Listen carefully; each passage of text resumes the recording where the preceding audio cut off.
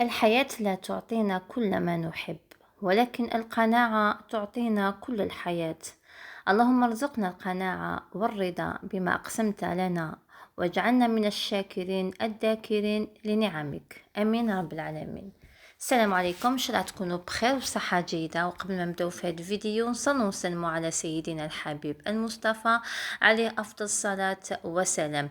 ان شاء الله تكونوا مهنيين نتوما تفرجوا في هذا الفيديو. اليوم جبت لكم وصفات خفيفة ظريفة، وصفات صيفية بامتياز.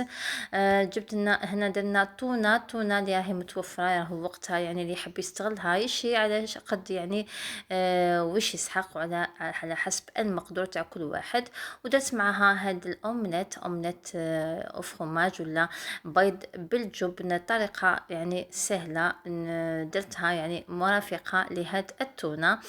ان شاء الله تعجبكم هاد الوصفات اللي هما خفاف ظراف. واكيد هاد الوصفات يعني نديروها على السريع، يعني سيختو هكا للعاملات ولا اللي ما عندهاش هكذا وقت، ولا اللي راهي مزروبه عليك وعلى هاد الوصفات الرائعه الخفيفه ظريفه وبنينه بزاف. على بركه الله نبداو باول وصفه اللي هي التونه. هنايا عندنا هنا مغسول ولا طرف، على حسب يعني قلنا على حسب افراد العائله، كل واحد يشري على حسب يعني واش عنده. عندي هنا مرتو تاع التونه اللي كنت غسلتها ونقيتها مليح وخليتها تقطر، ومنحيت لها كامل هذاك الماء. لازم نشفو الحوت تاعنا قبل ما نطيبوه. والتتبيله تاعها عندي هنا عصره تاع نص حبه ليمون، عندي جنجلان محمص، عندي توابل اللي هما ملح فلفل اسود، عندي زنجبيل، عندي هنايا شويه تاع كمون حبق مرحي، وبابريكا. درت جوج انواع، بابريكا مدخن وبابريكا عادي. عندي توم اكيد، زيت الزيتون، عندي هنا صويا صوص، عندي خل بلزاميك. هادو صويا صوص وبلزاميك يتماشاو مليح مع الحوت. وعندي هنا شويه تاع عسل تاني راح يعطي لها البنه، راح يعطيها القرمشه ويعطي لها تاني الاحمرار. على بركة الله نبداو بحاجة اللي نبداو بها، هي اننا نقسمو هاد التونة. عندي انا هاد التونة يعني مغسو يكون هكا عريض خشين بزاف، نقسمو على 2. فوالا اكيد هنا قلنا على حسب افراد العائلة. فوالا نقسمو التونة تاعنا على 2، تعطينا هكا 2 فيلي يعني ملاح، ماهمش رقاق وماهمش يعني خشن بزاف، يعني راهم ملاح موين. نحطوهم بجيه، نروحو نديرو تتبيله لهاد التونه، نتبلوها باش تعطينا ذوق رائع. تتبيله هنا رائعه البنات، ان شاء الله تجربوها في كامل انواع تاع السمك، ماشي شرط التونه. فوالا حطينا هنا، جبت اناء حطيت فيه هكا لي زيبيس ولا توابل تاعنا. حطينا الثوم هنا واحد 3 4 حتى 5 ولا نص راس تاع الثوم كيما حبيتو، ان التونه تحب الثوم بزاف. فوالا هنا حطيت كميه تاع جنجلان محمص، حطيت كميه في التتبيله وكميه نخليها في الاخير راح نديرها للتزيين. وعصره تاع نص حبه الليمون، تاني الليمون لازم يكون حاضر في هاد التتبيله. هنا حندير تاني كميه تاع العسل واحد مغرفه هكا كبيره، ما نكثروش بزاف. وقلنا العسل هذا راح يعطي لها مش راح كامل يعني كي تاكلوها، مش راح كامل يعني تتبناو هذيك الحلاوه، ما كاش كامل يعني حاجه حلوه فيها. برك هاد العسل راح يعطينا هذاك القرمشه ويعطينا اللون، واكيد راح يعطينا البنه فيها، يعني ما بين الملح والحلو راح يعطينا واحد المزيج رائع. اكيد عندنا خل بلزاميك تاني اللي يتمشى مليح مع هاد الوصفات. درنا مغرفه كبيره تاع خل بلزاميك، ومغرفه كبيره تاع صويا صوص ولا صوص دو ولا صوجا. اللي عندها اكيد، اللي ما عندهاش معليش تقدر تتفاداه. وهنايا درنا 2 مغارف كبار تاع زيت الزيتون. فوالا هذه هي التتبيله الرائعه والبنينه بزاف لهاد التونه. اكيد اللي عندها ايبيس تاع يعني خصيص للسمك كاينه ومتواجد، انا باك خلص لي لازم نروح نشري منه. تابل خصيص لي اشكال ولا اي نوع تاع السمك، كاين تابل يعني رائع بنين يعزز الذوق تاع السمك. فوالا وهنا راكم تشوفوا كيفاش تحصلنا على هذه التتبيله الرائعه، وهذاك الدجاج عطالها واحد الشكل رائع. فوالا وهنا رايحه نتبل الطونه تاعنا. اكيد نغمسوها مليح في هذه التتبيله حتى نغلفها كامل بها على الحواف كامل. نغطسوها مليح حتى تشرب كامل هذيك التتبيله.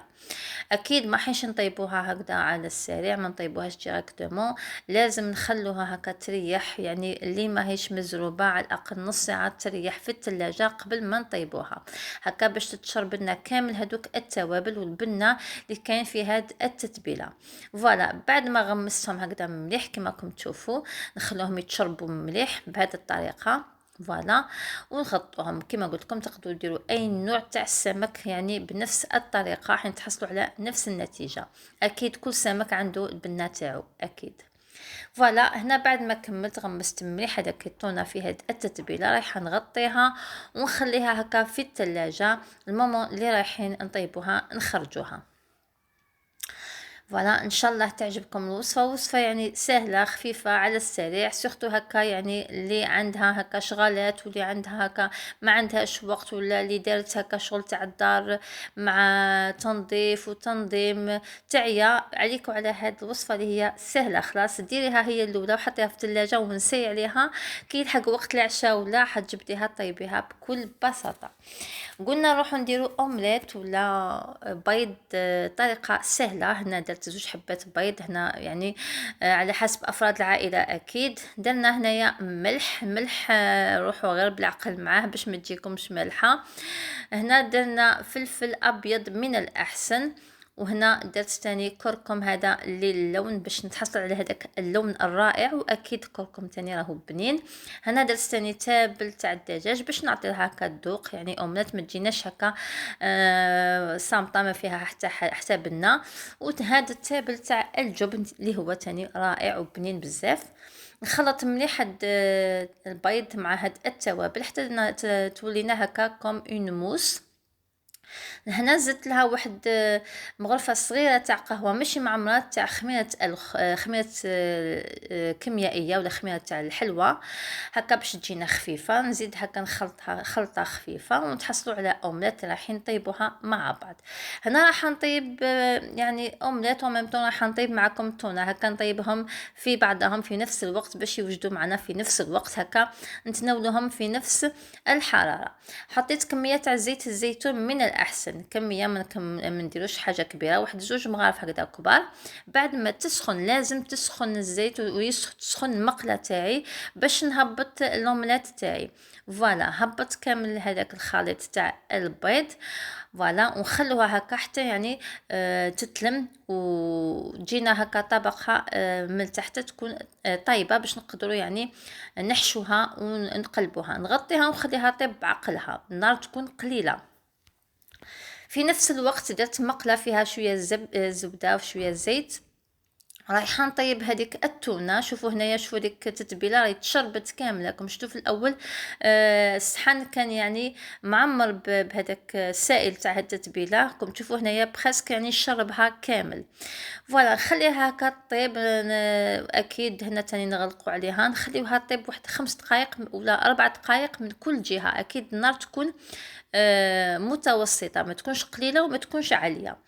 4 دقائق من كل جهه. فوالا نغطوها وميم طون انا نروحو نشوفو لومليت تاعنا راني من وراني من. فوالا اومليت تاعنا بعد ما طابت تشوفوا من تحت بلا سباتول باك تسيو تشوفوا لكن طايبه هكا من تحت. شوفوا هنا راهي حاكمه روحها ما شاء الله. وهنا رايحه نحشيها. هنا الحشوه كيما حبيتوا، انا درت حاجه خفيفه، درت شويه تاع معدنوس ولا دبشه ولا فيزوش كيما حبيتوا. نحط عليها هنا عندي كميه تاع الجبن المبشور. اكيد هم تقدروا ديروا حتى يعني خضار، تقدروا ديروا تكتوكه، تقدروا ديروا دجاج هكا طيبتوه، تونه وش حبيتوا البنات. انا بقى عطيتكم حاجه خفيفه وانتم انا كم عندي الطون ما حبيتش نزيد فيه حاجه واحده اخرى، يعني ما حبيتش نخلط ندير دجاج وندير دونك عندي التونه. وهنا اومليت حابه نديرها خفيفه غير بالجبن. زدت لها هاد الجبن تاع لي ساندويتش ونسيو هكا نغلقوها تجينا كانها سوفلي، اومليت اون فورم دو سوفلي كيما راكم تشوفوا. نقلبوها هكذا ونخليوها تزيد تحمر من مليح. نخليها تحمر من جهه نزيد نقلبها من جهه الثانيه باش تاخذ لي هكذا احمرار وطيب لي هكذا مليح. فوالا لومليت تاعي بريسك راهي طايبه. نخليها تزيد تحمر من جهه الثانيه وميم طون نجي لهنا الطونه نزيد نقلبها من جهه الثانيه باش تاخذ لي هكذا الاحمرار. ولي دو يعني لي دو ريسيت تاعي راهم واجدين حاضرين معنا، ان شاء الله نشوفوهم في طبق التقديم.